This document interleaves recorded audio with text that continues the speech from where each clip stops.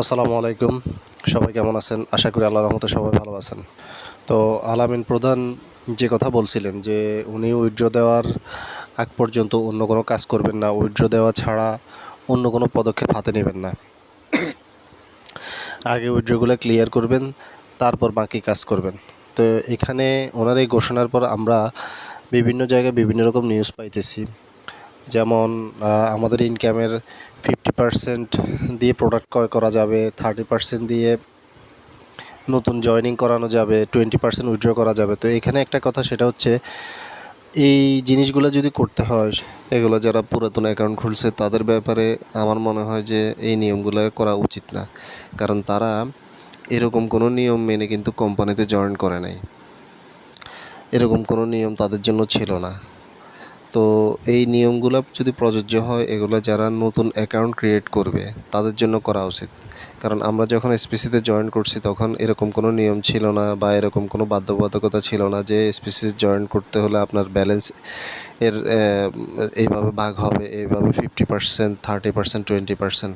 তো আমরা এই নিয়ম মেনে কিন্তু বিগত দিনে এসপিসিতে আইডি করি নাই। তা এখন যেহেতু এই নিয়মগুলো আসছে, এই নিয়মগুলো কোম্পানি দিছে, তবে যারা এই নিয়মগুলো মেনে আইডি করবে সামনে তাদের আইডিতে এই নিয়মগুলো প্রযোজ্য করা উচিত।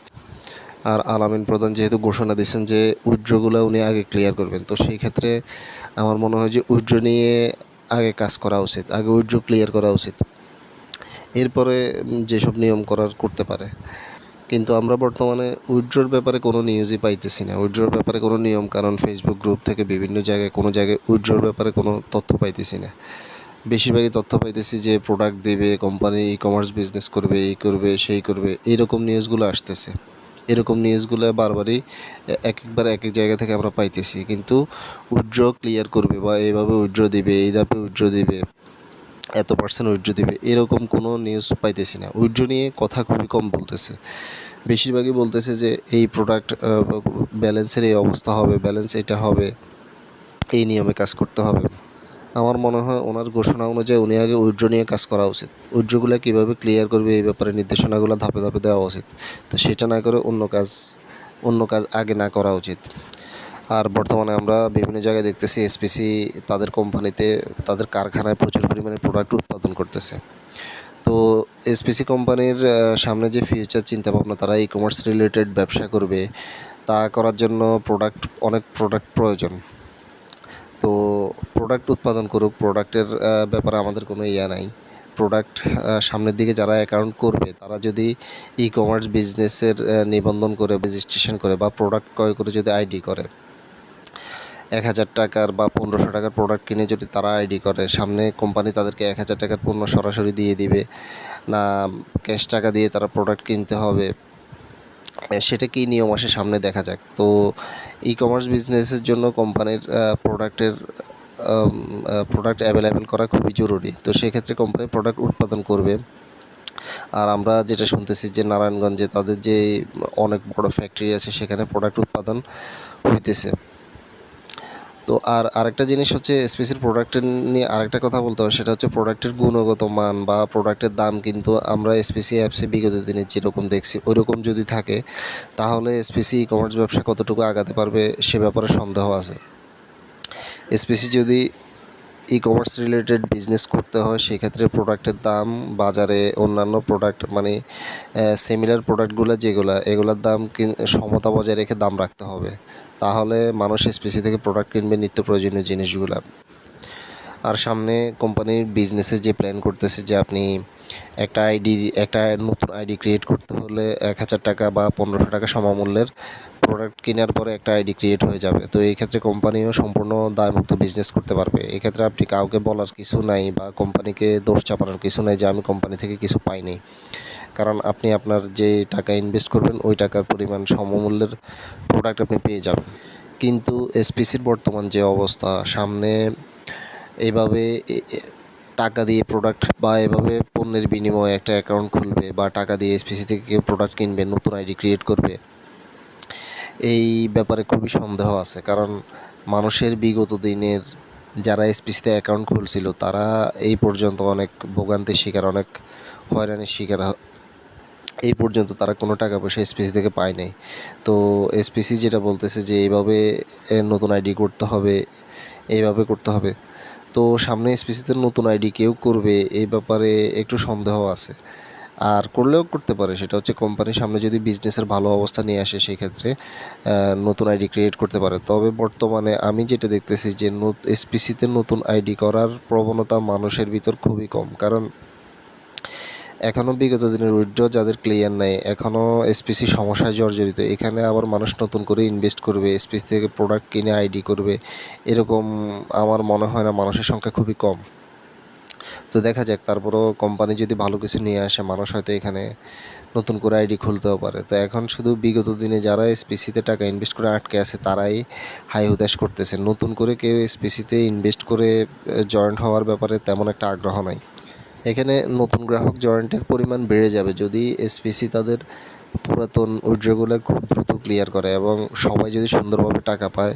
তাহলে যেমন আমি যদি ব্যক্তিগতভাবে আমি এসপিসি থেকে উপকৃত হই, তাহলে আমি অন্য আরেকজনকে বলতে পারবো যে হ্যাঁ আমি টাকা পাইছি, তুমি আইডি করতে পারো। তো সেক্ষেত্রে আগে গ্রাহকদেরকে সন্তুষ্ট করা উচিত। সেই ছাড়া আমার মনে হয় না এসপিসিতে সামনে কেউ নতুন করে আইডি করবে, কারণ এসপিসি কোম্পানি সরাসরি তো ধরে ধরে কাউকে আইডি করাতে পারবে না। এসপিসির এই যে কোটি কোটি গ্রাহক সৃষ্টি হয়েছে সেটা হচ্ছে সাধারণ মানুষই কিন্তু এই গ্রাহকগুলো সৃষ্টি করছে, যারা অতীতে এসপিসি থেকে লাভবান হয়েছে। যেমন এসপিসির শুরু থেকে যারা এসপিসিতে ছিল তারা কিন্তু অনেক লাভবান হয়েছে। যারা শেষ পর্যায়ে এসে জয়েন করছিল এখানে তারাই ক্ষতির সম্মুখীন। তো অতীতে যারা লাভবান হয়েছে তারাই কিন্তু পরবর্তী ধাপকে জয়েন করাইছে। তো এইভাবে কিন্তু এসপিসির গ্রাহক সংখ্যা আজকে এই পর্যায়ে। তো সেই ক্ষেত্রে এখন যারা আছে তারা যদি লাভবান হয় তারা পরবর্তী প্রজন্ম নিয়ে আসবে। এছাড়া আমার মনে হয় না এসপিসিতে নতুন করে গ্রাহক এখানে ইনভেস্ট করবে বা নতুন করে গ্রাহক আসবে।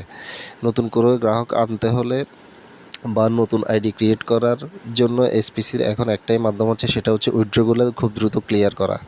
আমরা যদি সঠিকভাবে উইথড্র পেয়ে যাই আমরা আরেকজনকে সাহস করে বলতে পারবো। সেই ছাড়া আমরা নিজেরাই ধরার মধ্যে আছি, আমরা আবার নতুন করে আইডি ক্রিয়েট করব বা আরেকজনকে বলবো, এরকম কিন্তু না। তো কোম্পানির ম্যানেজমেন্টের প্রতি দৃষ্টি আকর্ষণ যে তারা অতি দ্রুত 1 তারিখ থেকে যেন খুব দ্রুত উইথড্রগুলো ক্লিয়ার করে দেয়, কারণ কারা এসপিসি থেকে এখনও পর্যন্ত কোনো টাকা পয়সা পায় না এটা কোম্পানির কাছে রেকর্ড আছে। তো আমার মনে হয় যে যারা একবারও কোনো টাকা উত্তোলন করতে পারে না তাদের টাকাগুলো ক্লিয়ার করে দিলে তারা উপকৃত হবে এবং তারা ভবিষ্যতে এসপিসির জন্য কাজ করতে খুবই আগ্রহ হবে। তারা নতুন আইডি ক্রিয়েট করবে, নতুন গ্রাহক এখানে জয়েন করাবে। তো সেই ক্ষেত্রে ম্যানেজমেন্ট বিষয়টা দেখবেন।